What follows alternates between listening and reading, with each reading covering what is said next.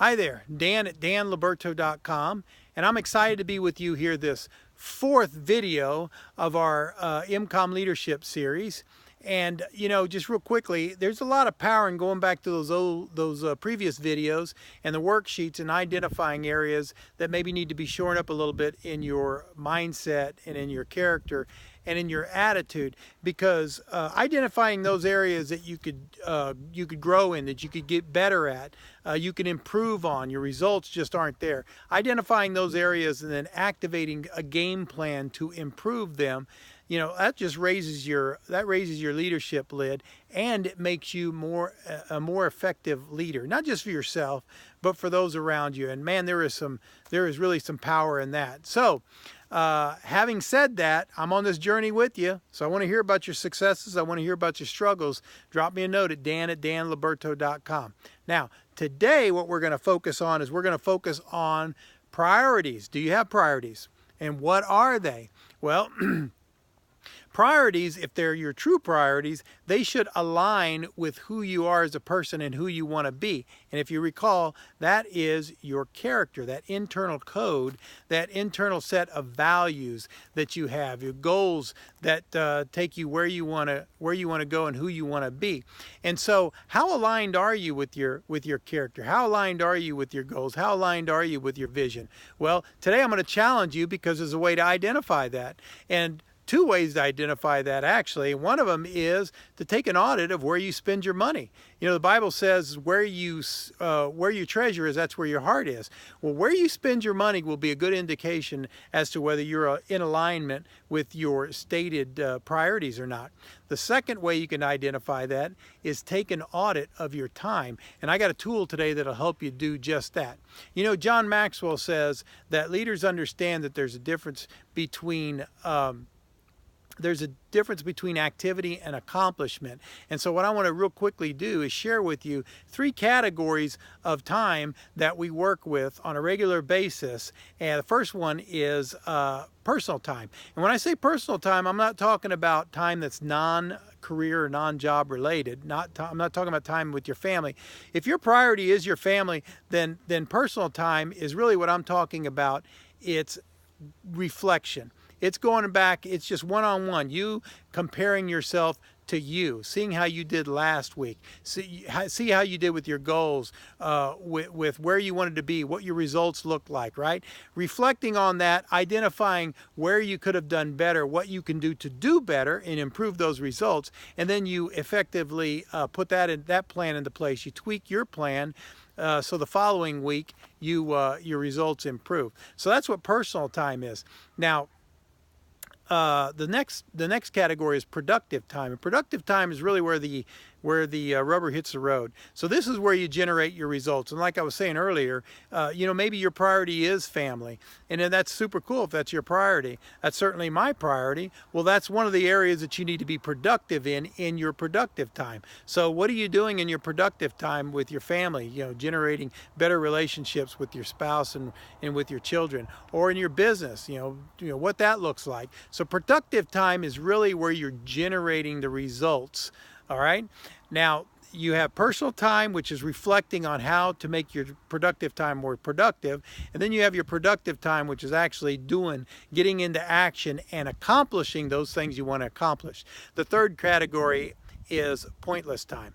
And that's tough. That's time that takes you away, not toward, but away from those things that you want to accomplish, from who you want to be and where you want to go. So we have personal time, which is reflection. We have productive time, which is action. And then we have pointless time, which is, pointless.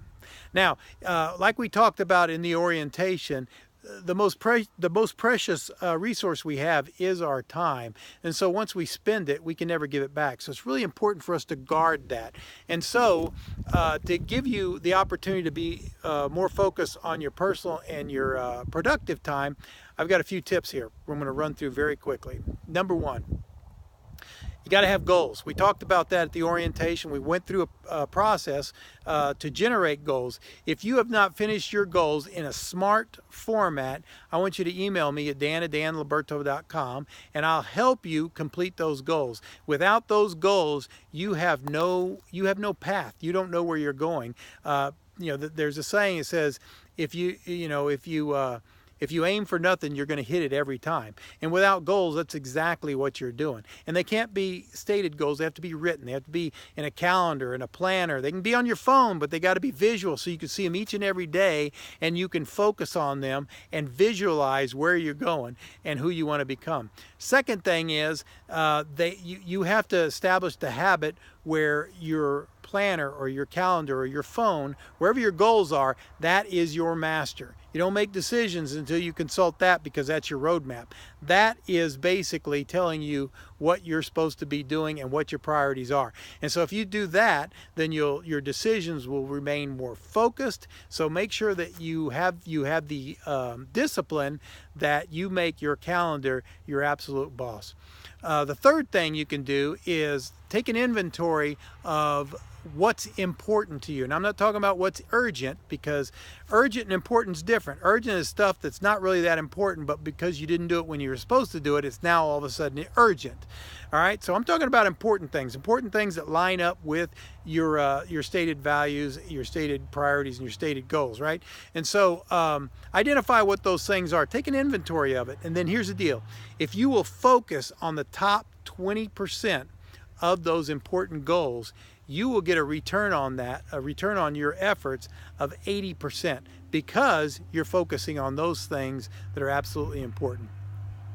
Next thing I'll talk to you about is you need to focus your time and your efforts on those things that you have to do. All right, so there's certain things in life that they're all on you. You have to do them. One of those things that pops into mind is inspiration. You know, we get a lot of external motivation and stuff like that, and that's super cool. But at the end of the day, when that motivation's gone, it's up to you to inspire yourself. So staying in your strength zone, staying in your priorities, staying in those areas that you're where you are in your internal code, your character, in your passion, staying in that wheelhouse right there is going to help inspire you, because you're uniquely designed to do that. All right. The next thing is to focus on those things that give you the most return. And what I mean by that, I just kind of alluded to it, is you stay in your strength zones. You do those things that you are uniquely designed to do. Here's a real quick example. The volunteer world. There's a reason that the volunteer world, and by the way, I love volunteers, but there's a reason the volunteer world isn't the most effective labor force. The reason for that is because volunteers don't make decisions based on their strengths. They make decisions based on their friends. And so a lot of times when they volunteer, they're doing it as kind of a social gathering. And so if you want to increase, if you're working in a nonprofit or in a volunteer world, if you want to increase your labor force, then line people up with responsibilities that are tied to their strengths, and watch that productivity go through the roof, all right? So there's the other thing. Those things that give you the highest return, operating in your strength zones, in your talents, in your giftings. The last one I'll mention to you is to focus on those things that give you the most reward. So what are you passionate about? What are the things that you were uniquely designed to deliver? What is it you are the message for? Your purpose. Identify what your purpose is, and then you are going to operate in the area that you're going to get the most reward, because that is the way you are designed and it's totally aligned with it.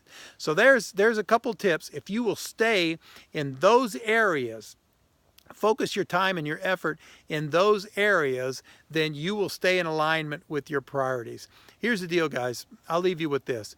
If you don't plan your future, if you don't plan your priorities, I'm telling you right now, somebody else will, and it won't be with you in mind.